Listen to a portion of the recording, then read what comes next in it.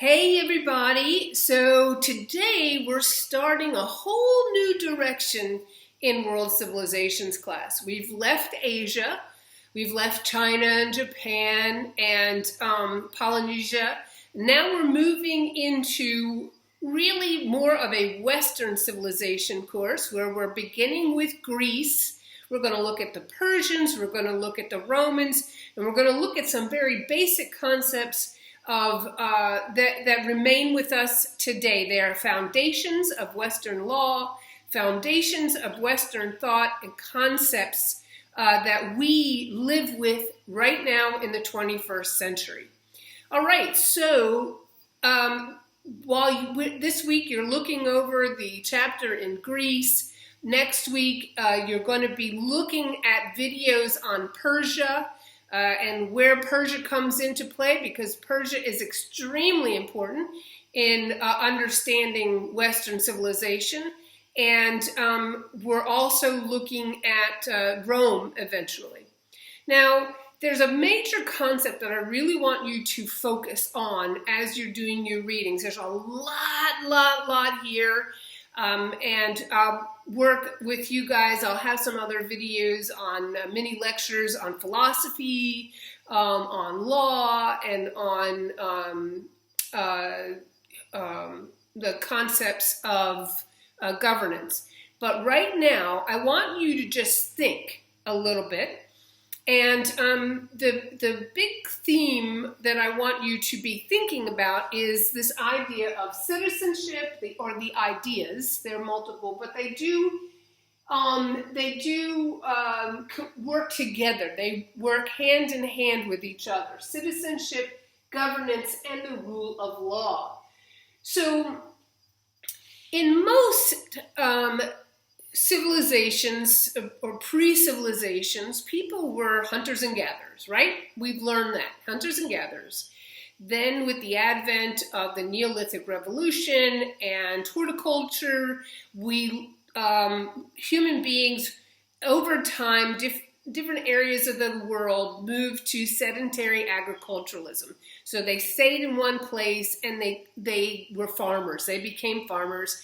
Another group became herders, and they would move around from place to place around the settlements, and they interacted with each other. The settlements would be able to farm grains, dry goods, while the farmers provided protein in the form of meat and milk and cheese. And they also provided, if they were sheep herders, wool that they could sell to the people who lived in the more urban settings and on the farms. And the farms, people were able to supply breads and grains to supplement nuts and fruits to supplement a herder's diet. Okay, so in some of these settlements, we've talked about how one group would be community-owned land and another group would be private ownership land. The community-owned, we're going to put that on a side burner at the moment. Those groups of people seem to create laws that for some seem kind of brutal, and for others, I think, there was structure, but there was an inherent understanding of what that structure was that was taught by the family. And you don't see as much issues with infighting and fighting with neighbors for death, to kill for death.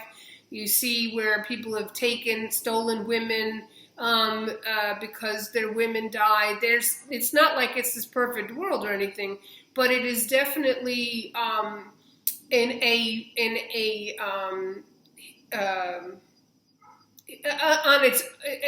we're not looking at it on its own merit at the moment. Okay, we're focusing now on Greece and the sedentary agricultural systems with the concepts of private land ownership. All right, so when these earliest settlements started with this concept of private land ownership, it was a an evolutionary process to create laws, rules, rituals, and all of them were very steeped in a belief in either animism, spirituality, because people didn't understand, why it rained, or they didn't understand germ theory, and they didn't understand, weather in and of itself. So they tied good things to the gods. If something good happened, that meant they did something well and the gods favored them, or if they did something bad, the gods were upset with them. So their understanding of the gods were very much tied together. They were meshed together with how successful they were or how unsuccessful they were. Now, human beings, we're not logical always like Vulcans. We are driven by our feelings. We're motivated by our feelings, and this can cause some consternation and some issues within settlements where people who are really, their settlements are surrounded by family and clan and tribe, where if one group is doing better than another, there can be rivalries that arise. And that's what happens in many of these groups as we're going forward and reading about civilizations and the development of civilizations. That's certainly how it was in Greece. It's also certainly how it was in Rome. And groups of families and clans, they would fight each other. Very much like we look at, and the way I describe it is sort of like mafia. There are certain families in mafia that own certain areas, and then if one group comes and fights against another one, and or somebody does something they shouldn't do, then there's revenge, and you have it back and forth, and you have revenge killings. You have these folks are very much, they believe in the gods, but as part of who they are, so they believe that their revenge is legitimized by their belief in the gods. Because their social structure is private ownership, it's a very patriarchal society, so women's virtue, chastity, very much tied into the whole family dynamic. If a woman is raped, then what happens to the family? If someone is murdered, what happens? It's revenge killing. So as we look at Greece as an overall picture, because you're going to start in Minoa, and you're going to move to the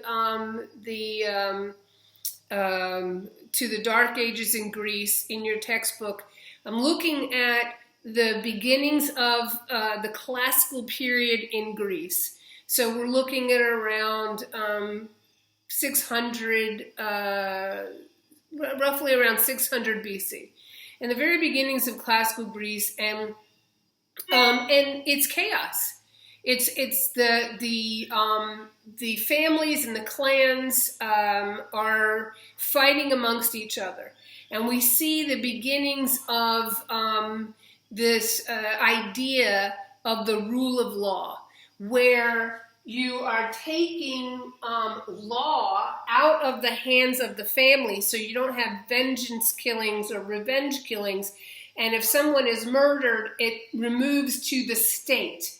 So we see the rise of a state kind of governance, or city governance, the polis, which is a city-state, similar to ancient Sumer, where it is a city and an independent state. And those city-states are all over the Peloponnesus, the Greece, the geography of Greece. And so governance leads to, a role of the people within that governance. There comes a new concept, which is citizenship. Citizenship. This is a new concept, and it's super, super important, especially as we look at our world today. Citizenship is a verb. It's not an adjective. It's not describing somebody. It is action. It is you are participating in governance. You are participating in the community and in the governance of the community. Extremely, extremely important for it to work, and for a government to work. And the rule of law presides over the family. It takes it out of the hands, this emotional garbage of governance, of revenge and vengeance, and puts it into supposedly a logical group of people who are not bound by their feelings, but bound by laws and rules. Okay? So as you go forward in learning about Greek, then you see Persian and Rome, I want you to be focusing on citizenship. And so for this week in your discussion, I want you to think about this seriously from your head. So I want you to look. So this is what I want you to do. I want you to Google up. I want you to look up, what is citizenship? Where does it come from? What does it mean? What are the expectations of being a citizen? How does that work with governance? How does your role as a citizen work within governance? And then, how does your role as citizen require you to uphold the rule of law? Not just uphold it, but create rules and the rule of law. Because as a citizen, you got to go out beyond yourself, what you're feeling, what you want, into what is right.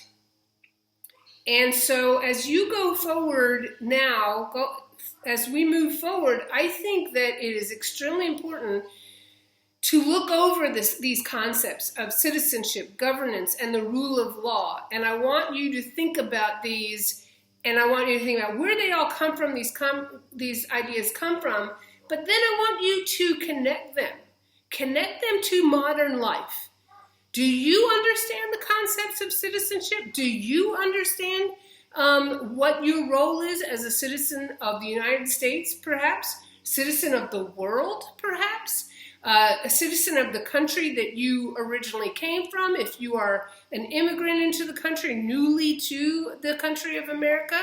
I want you to talk about that. I want you to look at what is governance, what's the role of governance and the rule of law. And do those roles still, are they still necessary today? Do they remain a bedrock of the society? Should they remain a bedrock of society? And if they should, how do we maintain that? And what's our role in that maintenance? And if we think we should make some changes to it, what would those changes be? So it's a completely open-ended question. Remember, I want you to use facts. And I'm not looking at you to you're not being graded on whether or not we agree on whatever your answers are. I'm looking at the way you're framing your argument so that there is support for the way you're making your argument. Very important to think about, okay? So you're not being graded. Don't even think for a moment that what you believe is going to upset your grade. What you believe is what you believe. Your grade's going to be determined by what kinds of facts and support for your argument you've got, okay? So I wish you all luck with this. I'm here if you need me. All right, all you have to do is send out an email, and if you want to talk to me one-on-one, WebEx me, okay? All right, bye.